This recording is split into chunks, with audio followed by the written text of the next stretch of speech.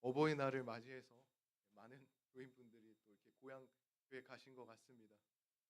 그래도 우리가 또 이게 하늘에 또 하나님의 고향이 또 교회잖아요. 또 이렇게 교회 이렇게 함께해 주신 여러분께 참 감사드립니다.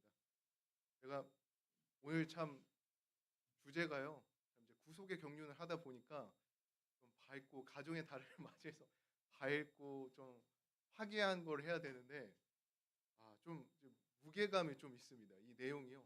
좀 무게감이 있어서 또 이게 안식일이다 보니까 또 모든 연령층이 듣잖아요.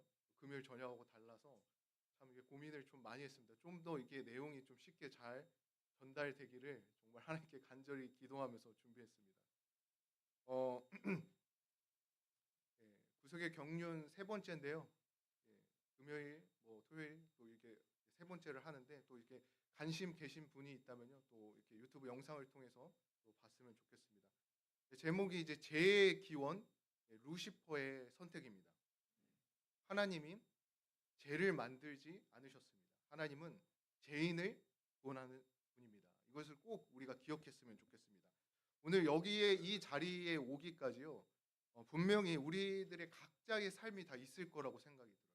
어떠한 각자의 한 주를 다 이렇게 보냈을 거라고 생각합니다.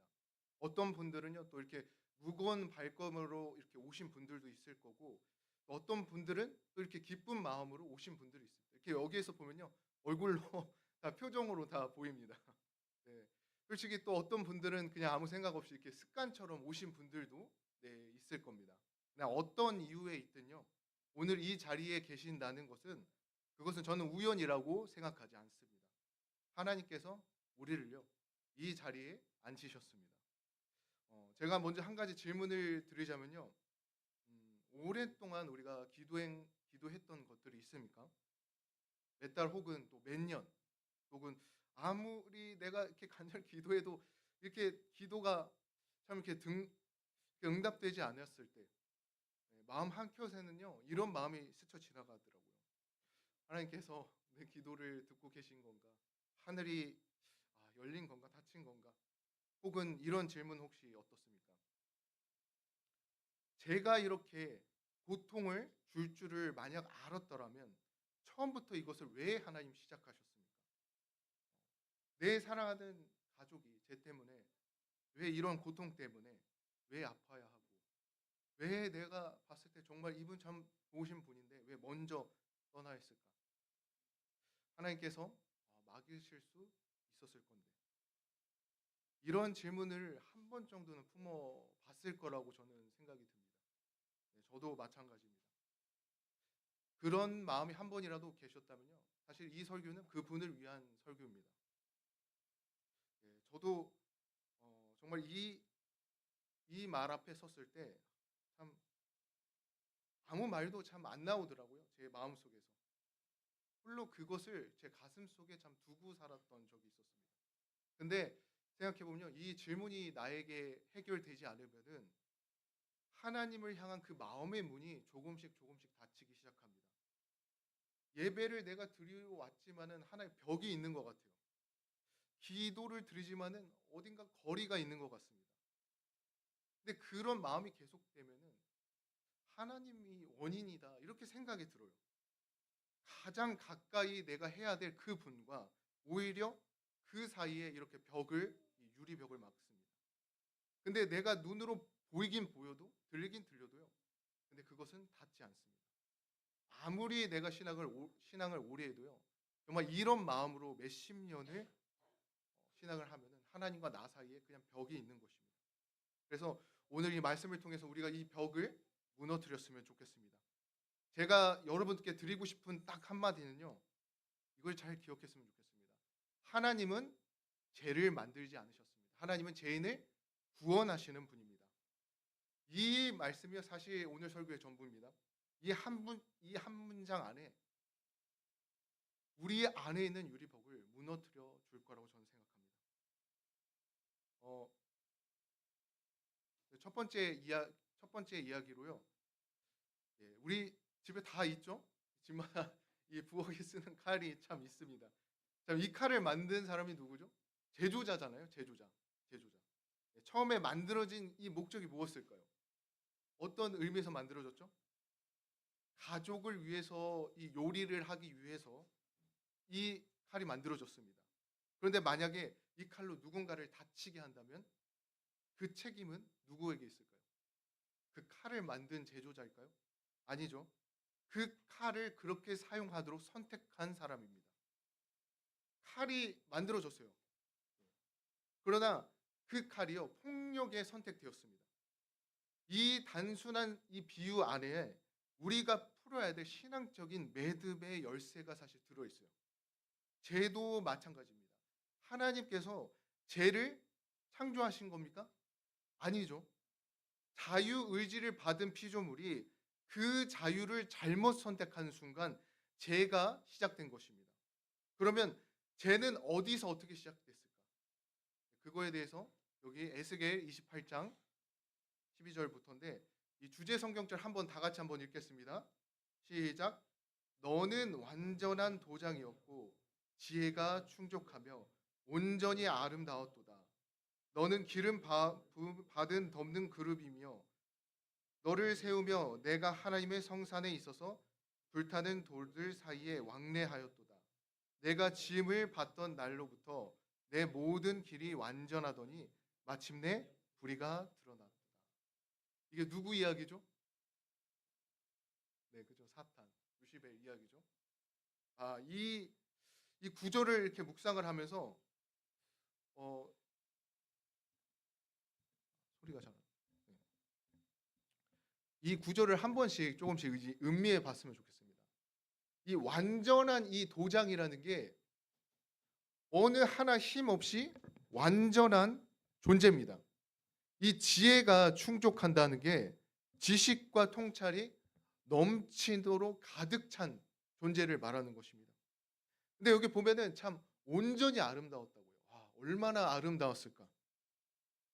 그거는요, 외모뿐만 아니라 내면도 아름다웠다는 것입니다. 어느 흠 잡을 데가 없었다는 거예요. 기름 부음을 받는 덮는 그릇이라고 했어요. 하나님의 보좌에 가장 가까이서 섬기는 천사였습니다. 히브리어로 헬렐인데 빛을 가져오는 자, 우리가 잘 아는 샛별, 금성 이런 뜻을 가졌습니다. 어둠이 갇히기 전 가장 먼저 하늘에 떠오르는 그런 별, 그게 루시퍼였어요. 참 영광스러운 이름이죠. 근데 하나님이 창조한 피조물 가운데서 가장 찬란했던 존재였습니다. 그런데 그 존재가 이 각 시대 대쟁투에서 이렇게 증언합니다. 루시벨은 하나님의 특별한 은총을 입고 온 하늘 군대의 존경을 받으며 자기의 고상한 능력을 활용하여 다른 이를 복되게 하고 창조주의 영광을 나타낼 수 있었다.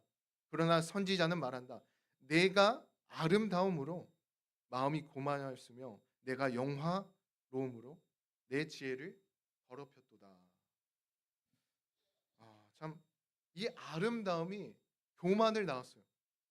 이 영화로움이 지혜를 더럽혔습니다. 오히려 받은 게 너무 많아서 감사해야 되는데 루시퍼는 이 받은 것이 많을수록 내 것이다. 내 능력이다. 내 아름다움이다. 여기서 뭐가 느껴집니까? 자만이 느껴지죠. 자만으로 채웠어요. 이게 바로 제 첫 시작입니다. 그 씨앗이 어떻게 자랐을까요? 부주와 선지자를 보면요, 그거에 대해서 더 깊게 얘기합니다. 루시벨은 자기의 지하에 있는 거룩한 전사들이 자기를 신뢰하는 사랑스럽고 충성스러운 신임을 이용하여 그들의 마음에 자신의 불신과 불만을 매우 교묘하게 불어넣었다. 그는 하나님의 의도들을 그릇된 시각으로 제시하였다. 반대와 불만을 일으키기 위하여 그것들을 곡해하고 왜곡하였다. 저는요, 이 문장을 보면서 좀 되게 좀 섬뜩했어요. 왜 그러면 이 루시퍼의 타락이 하루아침에 일어난 게 절대 아닙니다. 서서히 조용히 보이지 않게 아주 교묘하게 불어넣었습니다. 그것은 일어났어요. 하나님이 주신 거에 대한 그 감사의 마음은 사라지고 그 자리에서 그 마음에 자만이 일어났습니다. 그 자만이 혼자만의 그것을 머물지 않고 불만을 터뜨리고 의심을 심고 결국 그 하늘을 갈라놓았어요. 쟤는요, 언제나 이렇게 시작되는 것입니다. 요란하지 않게 아주 조용하고 아주 보이지 않게 그 안에서 시작됩니다. 그래서 여기 보면요. 이 쉬운 말로 했습니다. 참 이 쉬운 말로 표현했는데 여기 내가라는 말이 나도라는 말이 총 몇 번 나오죠? 총 여기 5번 나오잖아요. 제가 빨간색으로 표시했는데 제가 한번 이걸 읽겠습니다. 내가 하늘 높이 올라가리라.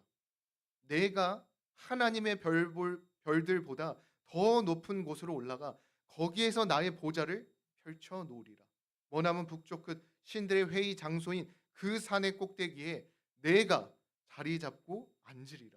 내가 또 구름보다 더 높은 곳으로 올라가 나도 지극히 높으신 분과 같아지리라. 느껴집니까?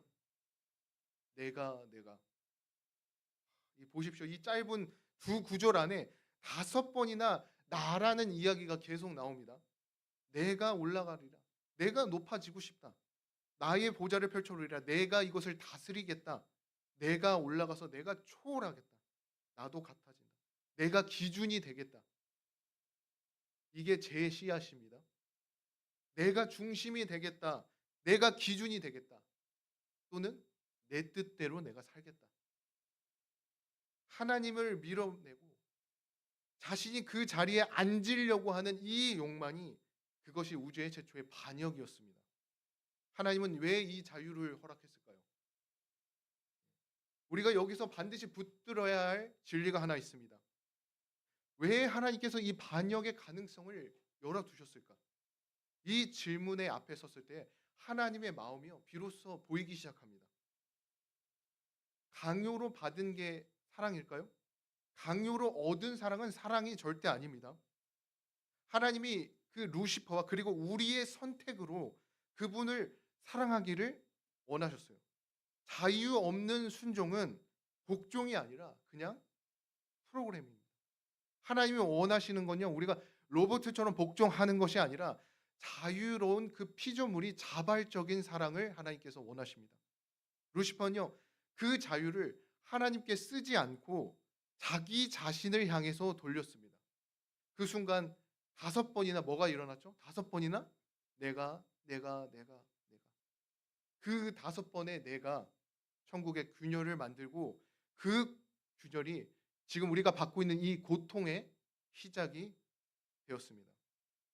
이 루시퍼의 이야기는요. 저는 이걸 먼 옛날 이야기로 지금 얘기하고 있는 것이 절대 아닙니다. 우리의 마음속에 똑같은 그 싸움이 지금도 일어나고 있기에 저는 이 이야기를 하는 것입니다. 내가 만약 내 중심으로 살겠다. 내가 내 기준이 되겠다. 내가 내 마음대로 내 뜻대로 살겠다. 우리도요. 내가라는 마음을 하는 순간 루시퍼가 걸었던 그 길을 우리가 똑같이 걷게 됩니다. 내가 이 작은 일상 속에서 내 가정에서 내 관계에서 내가 이 예배의 이 자리에서 하나님 대신 내가 주인이 되려고 할 때 그 마음이요.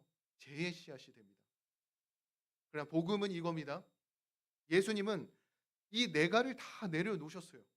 이 빌립보서 2장에 말해요. 하나님과 동등됨을 취할 것이 여기지 않고 스스로 낮아졌다고 합니다. 예수님께서. 내가를 스스로 죽이신 분이 우리의 구원이 되셨습니다. 성도님들, 우리가 드려야 될 가장 거룩한 고백은요. 이겁니다. 내가 아니라 주님이 중심이시다. 내 뜻이 아니라 하나님의 뜻이 이루어진다. 이 고백이요. 우리의 입술에서 내 삶에서 흘러나올 때 우리가 이 루시퍼와 반대되는 그 방향으로 걷게 됩니다. 하나님의 나라의 백성은 바로 이런 삶입니다. 우리가 붙잡아야 할 첫 번째 진리가 여기 있습니다. 사랑의 율법은 하나님의 정부의 기초므로 모든 지성적 존재들의 행복은 그들의 이의와 대원칙과 완전히 일치함에 달려 있다. 하나님께서는 당신의 모든 피조물로부터 사랑의 봉사 곧 당신의 품성을 인식함으로 솟아나는 봉사를 원하신다. 그분의 강제적 굴종을 기뻐하지 않으심으로 모든 존재로 하여금 당신께 자원하여 봉사하도록 그들에게 의지의 자유를 허락하신다. 들으셨습니까? 하나님은 강제된 복종을 원하지 않습니다. 하나님이 원하는 건요. 당신의 품성을 인식함으로써 솟아나는 그런 봉사입니다. 사랑에서 우러나는 우리의 그 예배를 하나님이 원하십니다. 그래서 이 자유를 우리에게 허락하신 것입니다.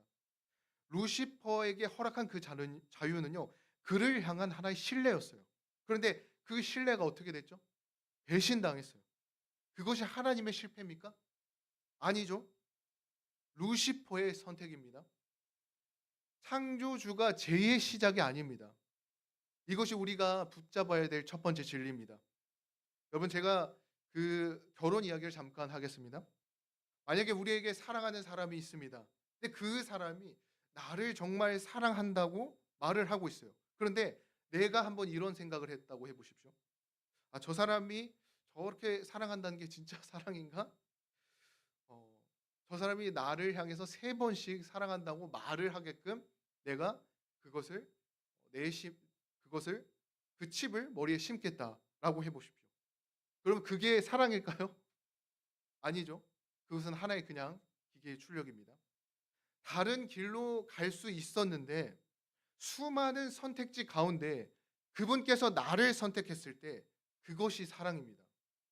사랑은요, 강요할 수 없습니다. 자유가 없는 곳에는요, 사랑이 존재할 수가 없어요. 에덴 동산에도 똑같이 이 이야기가 펼쳐집니다. 하나님이 아담과 하에게 각종 동산에 있는 열매를 모두 먹게 할 수 있게 허락하셨어요. 그것이 하나의 풍요였습니다. 그런데 그것은 자유예요. 근데 그 에덴이 정말 넘쳐났어요. 보기에는 정말 아름답고 먹기 좋은 그 열매들이 가득했습니다. 그런데 그 풍요 가운데 하나님의 하신 하나의 말씀은 딱 하나였습니다. 저것 하나만은 먹지 말라. 저것을 먹지 말라. 왜 그 나무가 거기에 있었습니까? 부주의 선지자의 이런 말이 있습니다. 동상 중앙의 생명나무 곁에 있었던 선악을 알게 하는 나무는 우리의 첫 조상의 순종과 믿음과 사랑을 시험하게 될 것이다. 다른 모든 나무의 실과는 마음대로 먹도록 허락되었지만 이 나무의 실과를 맛보는 것은 금지되었다. 여기 나오죠? 순종과 믿음과 사랑을 시험하게 될 것이다. 사실 이 말씀이 핵심입니다. 이 나무가 덫이었을까요? 아니죠. 선택의 문입니다. 선택의 문. 말씀에 만약에 그 하나의 나무마저 이 선악과마저 없었다면은 그것은요 에덴이 아닙니다. 그냥 황금으로 만들어진 그냥 감옥에 불과해요. 하나님이 아담을 사랑한다고 아무리 말을 해도요 달리 머무를 곳이 없어서 있는 곳이라면요 그것은요 진짜 사랑이 아닙니다. 아담과 하도요 스스로 선택할 수 있어야 됩니다. 그래서 부자 선지자의 또 이것을 정확하게 더합니다. 말씀을 말합니다. 하나님께서는 인간을 당신의 율법을 범할 능력이 없도록 창조하실 수 있었으며 금단의 열매를 만지지 못하도록 아담의 손을 제어할 수도 있으셨다. 그러나 그렇게 되었을 경우 사람은 자유로운 도덕적 존재가 아니라 하나의 자동 인형에 불과하게 되었을 것이다. 선택의 자유가 없었다면 그 순종은 자원하는 순종이 아닌 강요된 굴종이 되었을 거다. 강요된 굴종, 하나님께서 그것을 원하시는 게 절대 아닙니다.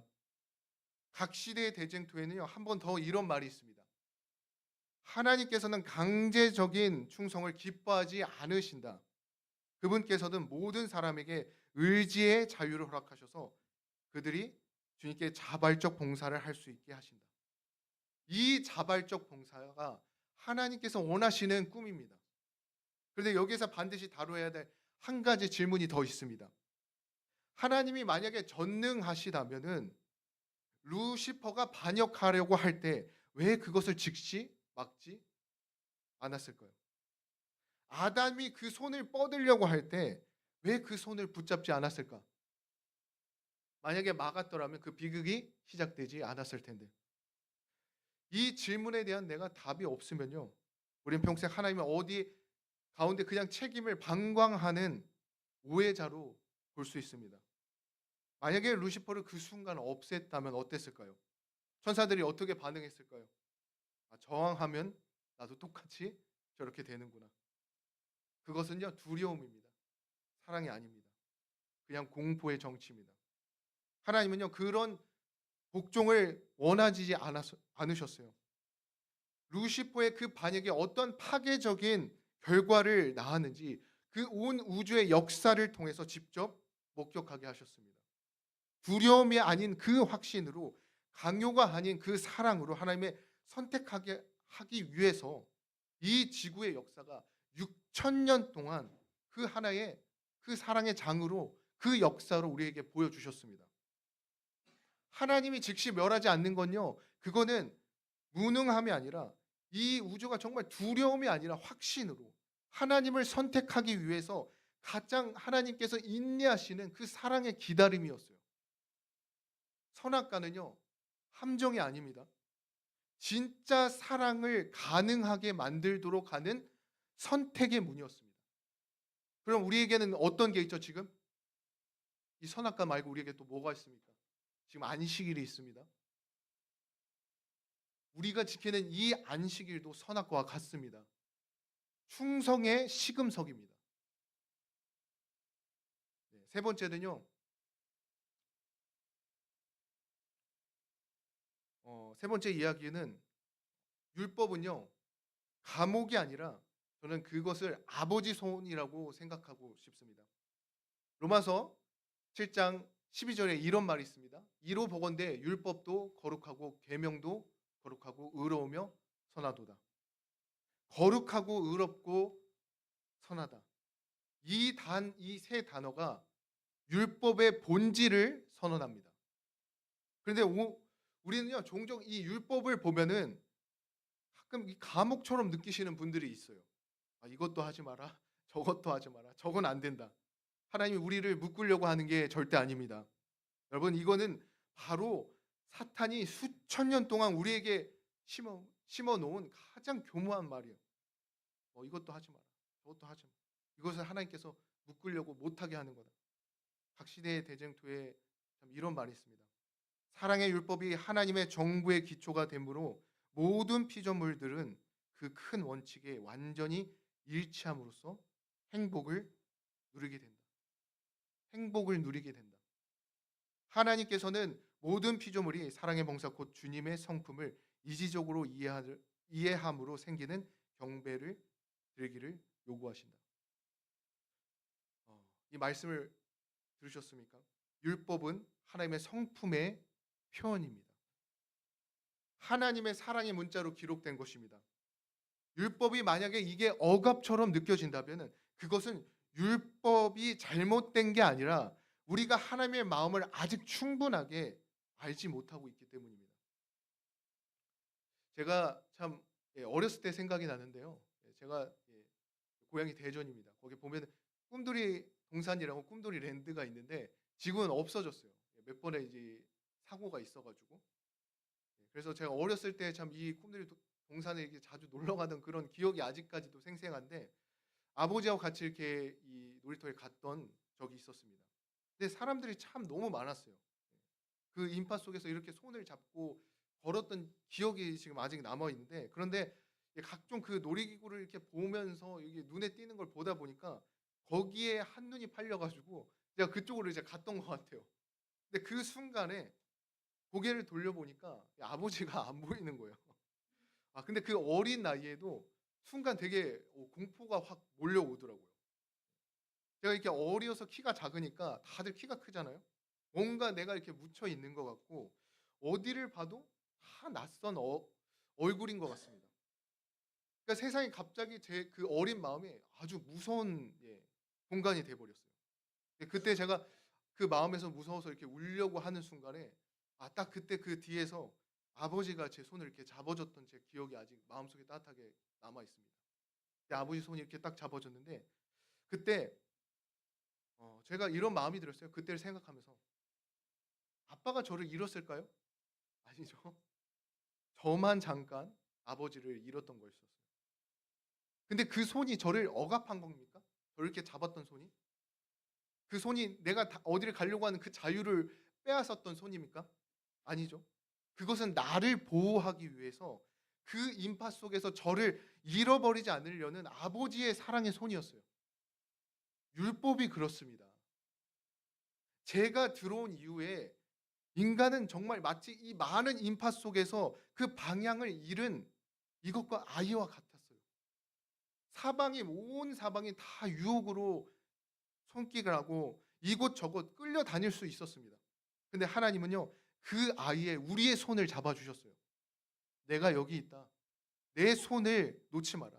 이 안이 너가 안전하다. 율법은요, 이것 하지 마라. 저것 하지 마라. 아닙니다. 내 손을 잡아라. 이 안에서 내가 정말 안전하다. 하나님의 아버지의 선언입니다. 근데 사탄은요, 언제나 이렇게 속삭여요. 저 울타리 아니? 참 좁아 보이지 않냐? 저 밖이 더 넓고 자유로운 세상이야. 루시퍼가 하늘에서 그 실패한 바로 그 속삭임이 에덴에서 일어났고 지금 이 순간에도 우리의 귀 속에서 말하고 있습니다. 그런데 우리는 이미 알고 있습니다.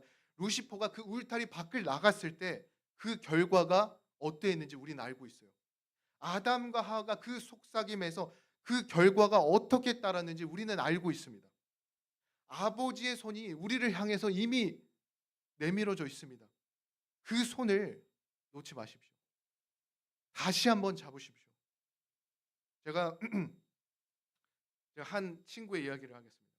그 친구도요, 같은 신학과를 나와서 믿음도 있었고, 직장도 졸업하고 나서 잘 다녔습니다. 가정도 참 탄탄했어요.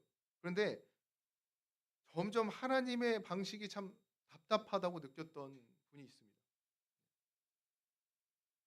예배가 참 그 삶에 부담스럽다고 저에게 얘기하더라고요. 안교 시간에 이렇게 뭐 맡기면 그것 때문에 너무 스트레스를 받는다고. 그런 말씀의 기준이 자기를 참 억제는 것 같다고 그렇게 말을 했어요. 그래서 저에게 이런 말을 했습니다. 이제 나는 자유롭게 살겠다.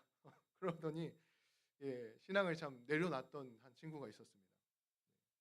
처음에는 정말 나중에 오랜 시간이 지나서 그 친구를 만나게 됐는데 정말 자유롭다고 얘기했어요. 하고 싶은 걸 다 하면서 교회도 안 가고 누가 뭐라 하는 사람도 없으니까 그렇게 시간이 지났는데 한 5년, 6년 지나고 나서 나중에 그가 돌아왔을 때 참 그런 말을 하더라고요. 내 모습이 참 너무 처참했다.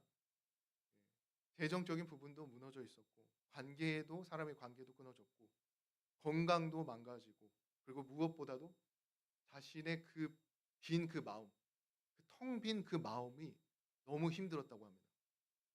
그 친구가 저에게 이렇게 말했는데 자기는 그 밖에 그 삶이 정말 자유로워 보였다고 했어요. 근데 막상 나가 보니까 거기에는요, 정말 이리들이 득실득실 거렸다고 합니다. 울타리가 나를 가두는 게 아니었는데 그게 그렇게 늦게 보였다고 합니다. 여러분, 하나님의 말씀은요, 우리를 가두는 감옥이 절대 아닙니다. 우리를 지키는 울타리입니다. 그 안일이 내가 봤을 때 너무 좁아 보여도 밖에는요, 우리를 삼키려고 하는 사탄이 기다리고 있어요. 그렇다면 하나님께 돌아온 그 형제를 하나님께서 어떻게 맞아줬을까요? 황제의 비유 기억하시죠? 아버지는요, 기다리지 않습니다. 달려갑니다. 멀리서 아들이 보이자마자 뛰어갑니다. 아무 말도 묻지 않고 어떻게 합니까? 그를 안아줍니다. 하나님은 오늘도 그렇게 우리를 위해서 서 계십니다. 우리가 돌아오는 그 길에 이미 뛰어올 준비를 하고 저 멀리서 보고 계셔요. 돌아오십시오. 이 말씀을 누군가 듣고 있다면요, 돌아오시길 바라는 그 말씀을 드리기 위해 제가 이 설교를 했습니다. 아버지가 달려오십니다. 오늘 이 세 가지를 제가 붙들고 가길 바라는 마음에 한번 얘기를 하겠습니다. 첫째, 죄는 하나님이 창조하신 것이 아닙니다. 루시퍼가 자신을 자유의지로 시작한 것입니다. 칼을 만든 사람이 폭력의 책임자가 아니듯이 창조주가 곧 죄의 시작이 절대 아닙니다. 둘째, 선악과는 함정이 아닙니다. 자유의지를 가진 존재에게 반드시 필요한 선택의 문입니다. 하나님은 광요된 복종이 아니라 자발적인 사랑을 원하십니다. 세 번째는 율법은 결코 감옥이 아닙니다. 하나님의 사랑과 거룩한 문자로 기록된 것입니다. 아버지의 제가 말한 아버지의 손입니다. 그리고 이 세 가지가 하나의 결론을 모읍니다. 하나님은 죄의 원인이 아니라 죄인의 구원자시다. 오늘 하나님께서 우리에게 이렇게 말씀하고 있습니다. 내가 어디 있느냐? 하나님의 에덴 동산에서 아담을 부르시는 것처럼 지금 우리를 향해서 이렇게 어디 있냐 부르고 있습니다. 이거는요, 심판의 소리가 아니라 우리를 찾으려고 하는 하나님의 소리입니다. 아담은요, 하나님과 정말 가까이 있었던 존재였습니다. 그가 무너진 것은 먼 곳이 아닙니다.